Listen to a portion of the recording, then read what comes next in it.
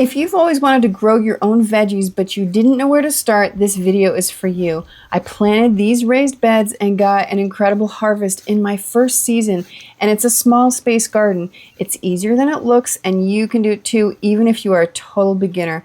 This video is broken down into a 5-step process so that by the time you're done with it, you are going to know how to start your raised bed.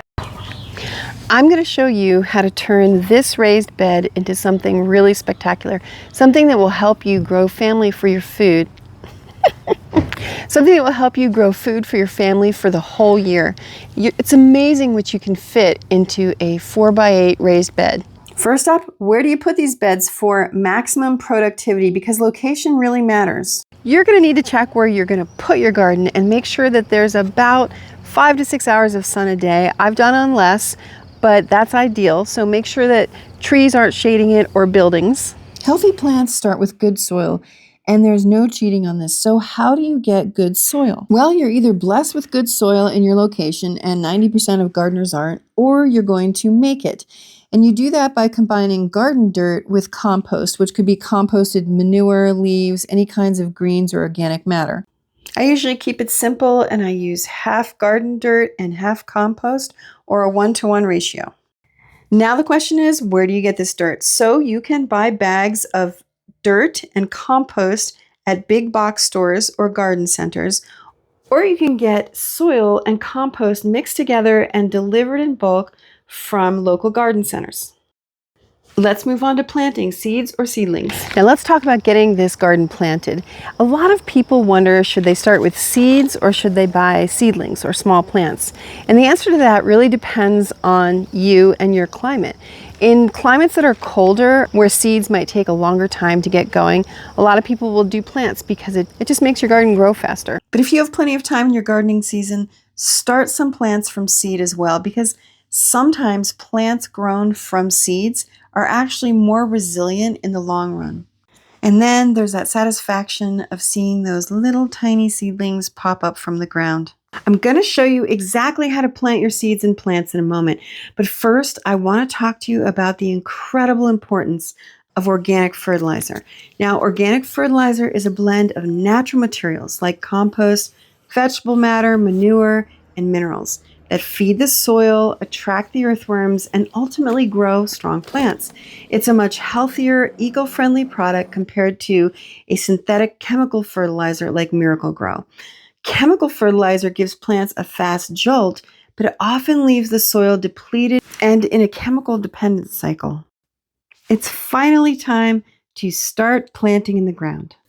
To put plants in the ground, you're going to dig a hole approximately the size the container that the plant is in, pour in about 3 tablespoons of fertilizer, twirl your trowel around in that hole a few times to mix up the fertilizer and the dirt together.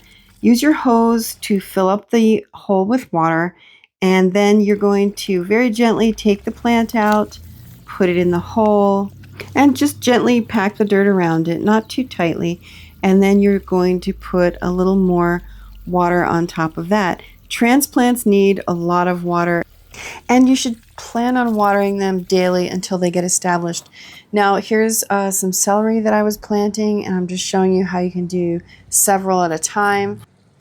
Another really important thing to consider when you're transplanting is try not to do it on a very hot sunny day. Try to do it when it's a cooler day out and maybe even cloudy. A little bit of rain would be good, because transplants don't like to be beaten down by the sun the minute they get into the ground.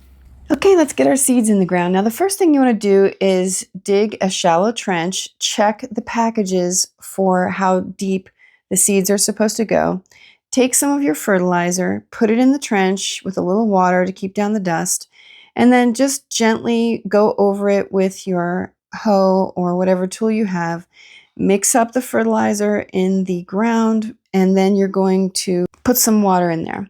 And this just gets the ground nice and wet so that when the seeds make contact with it, they sprout sooner. Check the seed packet again for spacing and depth, and then start putting them in the ground. I tend to put them a little closer than the package says, because occasionally you do lose some. Pull the dirt over the row, and then don't pack it down too tightly. water it thoroughly, and pretty soon you are going to see your sprouts begin to pop up.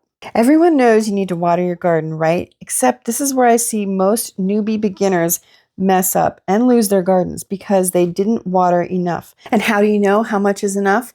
Well, you should stick your finger into the soil and make sure that the first 2 inches are moist and wet after you've watered. How often you water is going to depend on your climate, how dry it is, and also if it's rained recently. In the middle of the summer, I often have to water daily and sometimes twice a day if those temperatures hit above 100. And here is the same garden that we've just planted in this video. Look how great it's doing. It's got the right soil, compost, fertilizer, and it's been actually incredibly productive. I'm so excited to see people starting on a new gardening journey. And I just want you to remember, you're going to have some successes and you're going to have some failures, but I just want you to know that you can do this. And finally, my suggestion for new beginners is to start small. Don't overwhelm yourself with too much to take care of in 1 year because starting small brings success.